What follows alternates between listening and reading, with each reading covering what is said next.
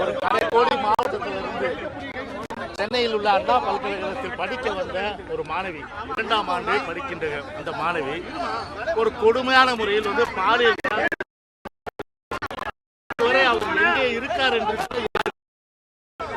அவரோடு இருந்த நண்பர் அவரும் எங்கே இருக்கார் என்று அந்த தகவல் யாருக்கு தெரிவிக்கப்படவில்லை. அது ஒரு மர்மமாகவே இருக்கின்ற ஒரு நிலை. அண்ணா பல்கலைக்கழக மாணவர்கள் போராடிய நிலையில் நம்முடைய மாண்புமிகு கழக பொதுச் செயலாளருடைய உத்தரவை ஏற்று இன்றைக்கு சென்னை மாவட்டம் முழுவதும் உள்ள அனைத்து இந்திய அண்ணா திராவிட முன்னேற்ற கழக செயல் வீரர்கள் அத்தனை பேருமே இன்றைக்கு ஒரு ஆர்ப்பாட்டம், ஜனநாயக ரீதியிலான ஆர்ப்பாட்டம். இந்த ஆர்ப்பாட்டத்தை பொறுத்தவரை ஜனநாயக ரீதியிலான ஆர்ப்பாட்டம். இது ஒன்றும் ஒரு வன்முறை கிடையாது.